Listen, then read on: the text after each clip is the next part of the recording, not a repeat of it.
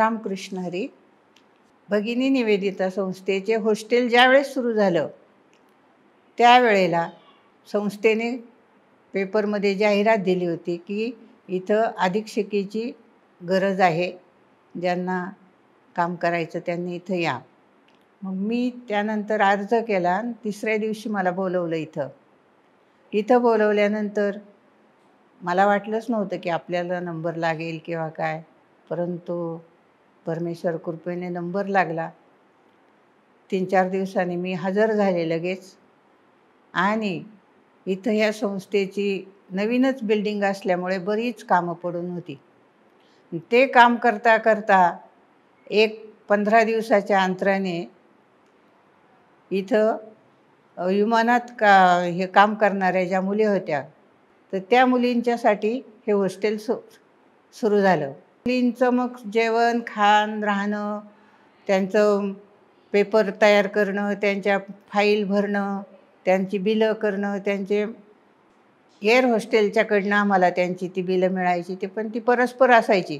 पण त्यांचे रोजची प्रेझेंटी घेणं, सकाळी त्यांची प्रार्थना घेणं, प्रार्थना घेतल्यानंतर त्यांची परत खाण्यापिण्याची व्यवस्था पाहण्यासाठी मी 2 महिला ठेवल्या स्वयंपाकी म्हणून.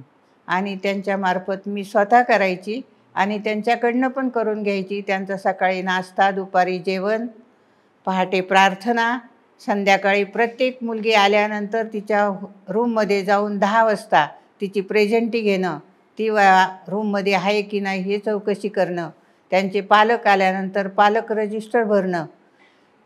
हे झाल्यानंतर बाकीच्यासाठी आपण एवढ्यावरच बसून न राहता मी 10वी नापास असणाऱ्या ज्या गरीब मुली होत्या त्यांच्या प्रत्येक शाळेमध्ये जाऊन किती मुली नापास झाल्या त्याचा सर्वे केला. सर्वे केल्यानंतर कुणाचे किती विषय गेले, 2 गेले का 1 गेला का 3 गेले, असे पाहिल्यानंतर कळून आलं की इथं बऱ्याच मुली आहे पण त्यांना पुढे शिक्षणाची ऐपत नाही आहे. त्या मुलींच्या घरी जाऊन त्यांच्या पालकांना भेटणं की आमच्या दिघीला अशी अशी संस्था आहे, त्या संस्थेमध्ये मुलींची सोय केली जाते, त्यांना खाणं पिणं फुकट मिळतं, त्यांना अभ्यासाचा जो काही खर्च होईल तेवढा तुम्ही करा, मुलींच्या शिक्षणाची फीची काही तुम्ही काळजी करू नका. 3-4 महिने किंवा 6 महिने मुली आमच्याकडे राहतील, त्यानंतर इथं येऊन त्यांचे सगळे अभ्यास वगैरे घेणं. आणि एक वेळेला तर 10 मुली होत्या, मुशीच्या जवळजवळ 8 मुली होत्या, हडपसरच्या 2 मुली होत्या, एकूण 10 मुली होत्या. 10 पैकी एकच नापास झाली त्यातली, बाकी सगळ्या मुली पास झाल्या चांगल्या मार्काने.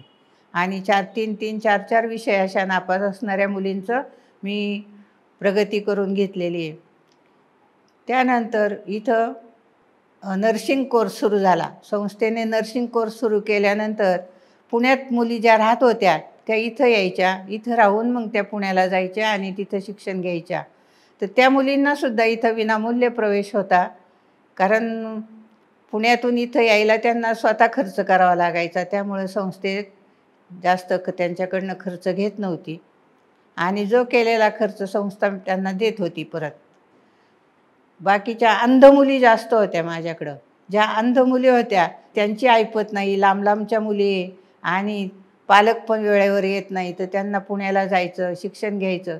त्यासाठी मी 2 मुलींचं भरपूर त्यांना सहकार्य केलेलं आहे.